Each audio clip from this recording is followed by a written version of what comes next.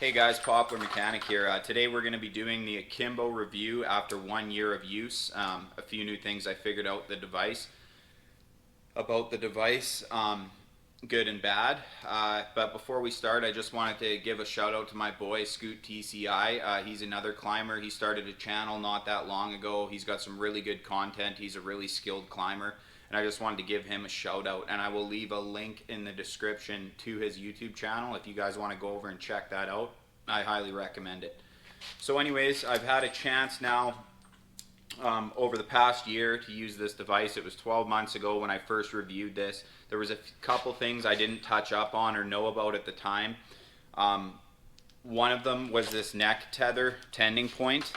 Okay, so people would complain that, like, you put your neck tether in here and it's spring loaded. It is fairly stiff, but if you lean back it can pop out, which can be annoying. But keep in mind, guys, that's a safety feature, because one time I was climbing this cottonwood, I shot up with the big shot because it was fairly tall, did a base anchor, was climbing up, and my rope ended up breaking a branch which tumbled down. It never hit me, but it made me think, what if it did? What if it knocked you out and you're just getting choked out by your neck tether? I mean, the chest tether is probably a safer option, but I prefer the neck tether. So, it's just that added layer of security. At least you're not going to choke yourself out if you're just hanging there. So that's kind of a good and a bad point. You can take it however you want, but I see it as a positive. And if it's slipping out and stuff when you're resting, well, that's just something you're going to have to deal with. I try to climb just straight up till I get to where I need to be, and then I rest. Obviously longer climbs, if you need to take a break, you need to take a break. So that's all I'm going to say about that. So people have complained about that, so keep that in mind. Another point I wanted to brush up on is people are complaining when they're rope walking up, the device is just kind of falling back down the line. Now this can be especially true with stuff like ecstatic or any of the above 24 strand ropes that get extremely stiff under load. Personally, it hasn't happened to me basically at all. Like if I really load the rope and then lift it up and let it go with its own weight in the right position, it will go down, but it's never happened when I've been in the tree. So I would recommend tightening the top adjustment a little tighter.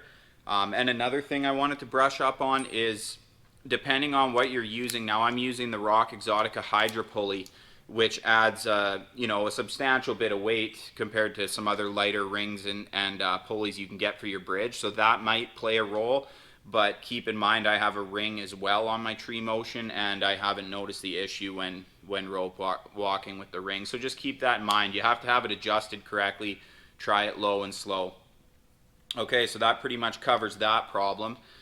Now let's get over to the two negatives that I discovered about this device after a year of use, and that is rain. If it's like a little bit of rain, you're not going to notice it. But one day I was climbing this ash, and the rope just got saturated. This thing would just locked up stiff. Like it was almost unusable. I could barely slide it down. So what I ended up doing was making an adjustment right on the fly. I just lanyarded it in, opened her up, tuned it up, and it worked perfectly. Obviously I had to adjust it later for the dry rope, but it's kind of, although it's a negative, at least there's a solution to the problem that can be accessed quickly. In my opinion, it's not that big of a deal. So if it bothers you, don't use it in the rain, or if you're from a really wet climate, it may not be for you. On the other side of the coin, we got pitch, okay? So if you're dealing with really sappy trees, the device is unusable. It doesn't matter, you could loosen it right off and you'll still stick. The sap just adds too much friction. It's not meant to be used with pitch. There's other devices. The rope runner is pretty good with pitch. I never had any problems. Zigzag stuff like that's really good. Even hitch cords get pitched up pretty bad and can be a problem. I mean, pitch just isn't good, but it's especially bad with the Akimbo. And the reason I made this video, guys, is people keep asking me about it and they wanted me to do another video on it. Maybe they're thinking about buying it. And personally, I think it's a great device. It's got a lot of benefits. It's smooth, it's small, it's easy to put on, it's adjustable, there's no parts to lose. It's got a lot of benefits to it, and the size is a great benefit. It's good for spar work, and I mean, you can double rope with it, but it's not really designed for that. And there are cases where I will, if it's just a tree, say I'm spiking up initially I'll just tie a carabiner to the end and just kind of double rope up. It's not the best double rope system though. If you're going to be double roping all day, I'd recommend the zigzag.